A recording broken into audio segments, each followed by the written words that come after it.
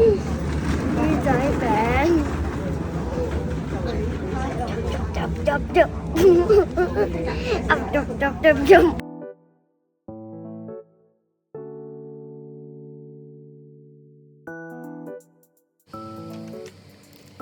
Hello，大家好，我係楠楠啊，歡迎翻嚟同行者嘅 channel。好耐冇見啦，應該有大概3個禮拜左右，超忙，因為原來呢，阿仔讀嗰間幼兒園嚟噶嘛，咁就會少啲假期啦，大家知唔知道噶？咁呢，幼兒園未完啦，跟住小學嘅嘢呢就開始要準備啦，跟住呢就要去買衫買校服啦。咁買校服嘅時候呢，買完校服即場呢，最好就真係拎件衫出嚟度一度。如果可以嘅話，直頭笠上個身度睇下。我會建議啱升上小學呢啲校服係買大少少嘅，咁但係當然唔好買太大啦。如果唔係，其實都會唔方便個小朋友。咁呢嗰日去同阿仔呢去買校服嘅時候呢，話說呢啲衫呢，我就咁攞出嚟度佢個背脊啦。一係呢就啱啱好嘅嗰個膊頭嗰個位，一係呢就膊頭位再細啲啲。跟住咁我就去同阿姨姨講啦，跟住呢度身嗰個同我講嗰個係兩個人嚟嘅。咁然後呢，我講嗰個姨姨啦，跟住然之後佢就話我冇問題啊，我幫你換大一個碼，但係呢，如果換大一個碼呢，件衫會太長，咁樣講太長。跟住我就唔明，我就話太長唔係要攝衫嘅咩？跟住佢就話咩唔方便啊，好似話。咁我就話即係點啊？點樣唔方便啊？唔係一定要攝衫嘅咩？可以唔攝衫嘅咩？咁樣啦。跟住然之後呢，佢就話係，但係太長嘅話攝衫唔方便。其實我唔明太長點樣攝衫唔方便啦。第一，但係呢，最重要嘅問題唔係呢個位，最重要嘅問題呢，就係如果你膊頭呢度係窄嘅話，件衫幾長都好啦。咁你膊頭呢個位都要啱噶嘛，唔係咩？咁但係最後，因為我係負責俾錢嗰個嚟噶嘛，咁佢當然一定要換俾我啦。咁但係呢，另外一件又係關於買校服嘅好搞笑嘅事呢，就嚟啦。咁話說呢啲校服呢係越大件呢就會越貴啦。我就買2套校服啦，2套 PE 衫啦，即係2衫2褲啦各。跟住就一件長袖冷衫，一件就係背心冷衫啦，10件嘢，咁就得件背心冷衫係唔使換過嘅啫，其餘嗰啲全部都要換大啲嘅。咁然之後呢，就係要補錢啦。咁我行過姨姨嗰度之前呢，我已經計定我要補幾多錢呀。咁我就計咗27蚊。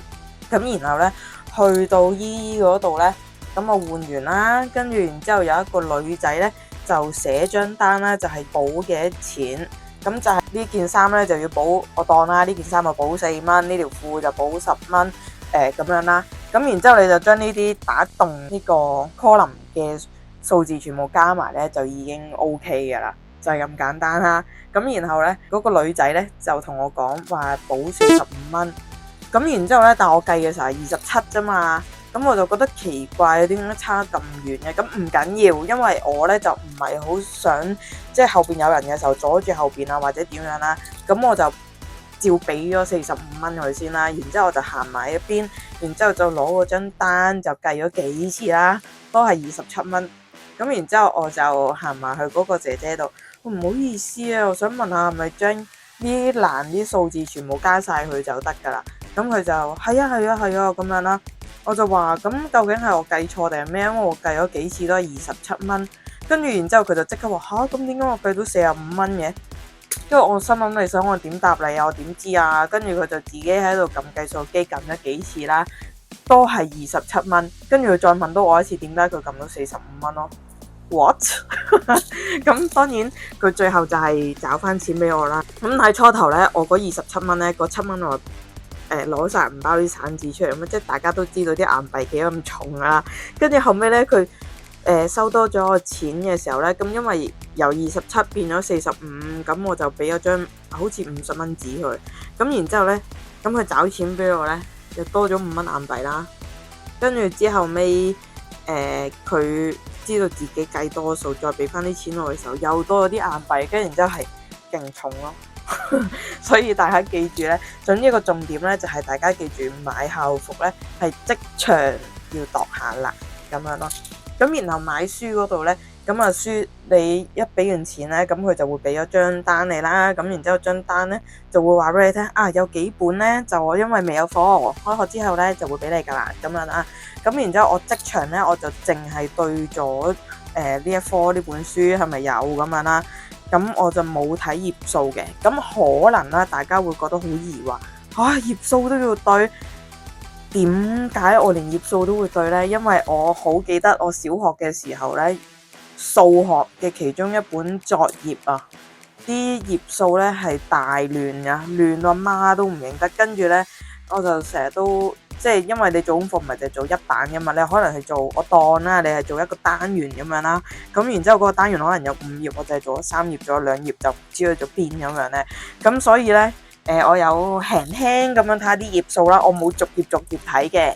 咁可能我快揭嘅時候，啲數字係由細去到大咁就算數咯。跟住呢，就係因為我以前咧讀小學嘅時候，咁都好多年前啦，而且我以前咧係讀下午校，唔係讀全日制嘅。咁然後呢，有好多嘢呢，我係覺得好陌生啦，同埋我問身邊啲人嘅時候，我自己覺得呢條友係咪未讀過小學㗎咁樣啦？身邊咧所有嘅家長啦，同埋而家幼兒園嗰度咧，都係話要帶個小食袋。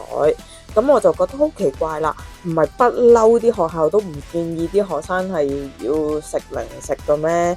呢個第一啦，第二就係要食零食唔係喺小食部買就得㗎啦咩？咁樣啦，跟住同埋我以前讀小學嘅時候咧。自己唔會有帶零食呢一樣嘢啦，亦都更加唔會有小食袋一樣嘢。咁於是我就覺得好奇怪，咁就問身邊啲朋友啦。咁然之後咧，佢哋就話即係有啲咁樣講啦，就話原來有啲研究咧，就係話啲學生點解要食零食咧，就因為佢哋壓力太大，咁然之後就要 balance 翻啊。但係咧有啲家長咧都同我講咧，其實佢哋都係唔帶小食嘅。然之後咧，我就發現咧，原來唔係間間小學都會有 tuck shop 呢樣嘢喎。我原本以為每一間學校都有，但係原來唔係噶咯。跟住咁咧，呢排因為幼稚園嗰度咧會有一啲小一嘅模擬生活，我唔知道大家間幼稚園有冇啦。總之佢學校就有啦。咁然之後咧，就要帶個小食袋，咁我就真係求其俾一個袋佢啦。咁小食咧。我就當然都會有啲零食嘅，講真嗰句都幾難，樣樣嘢都咁健康啦，又冇雪櫃冇微波爐咁樣，咁所以呢，就可能帶咗啲生果啦，同埋有少少嘅可能係餅乾啊，係少量嘅零食啦，有啲細細包嘅飲品咁樣。但係我發現呢，原來嗰啲小朋友嗰啲細細包嗰啲飲品呢都幾貴嘅喎，一條得4包，咁細包就12蚊啊，大概咁。但係蘋果綠一 pack 6包咁大包先至11蚊嘅喎，咁樣大到尾啦。咁因為我不嬲都教朗朗咧，就係唔好飲咁多呢啲飲品。一嚟咧就係啲糖分好高啦，咁我就唔想令到佢個人咧就好 hyper，因為佢個人咧本身都已經好易 hyper 噶啦。第二樣嘢咧就係我唔想佢咁容易蛀牙啦，咁健康少少啦。佢而家啲牙仔暫時嚟講都幾靚嘅，我講個狀況啊。咁所以咧，我就會建議佢飲多啲水，就唔好飲咁多呢啲咁嘅飲品噶啦。咁佢都明嘅，當然有陣時佢都會同我講話佢想飲乜嘢，想食乜嘢。咁但係我提一提佢話，食咁多有糖嘅嘢會好易蛀牙，又或者唔好食咁多有糖嘅嘢啦，咁樣啦，類似呢啲咁嘅説話咧，一句就已經 KO 咗佢噶啦，就係咁。唔知睇緊呢條片嘅你哋咧，有冇經歷過呢一啲買書、買校服啊、小食袋啊呢啲咁嘅嘢咧？你哋又有冇嘢可以分享下咧？大家可以喺留言區嗰度留言，記得要 like、subscribe 同埋 share。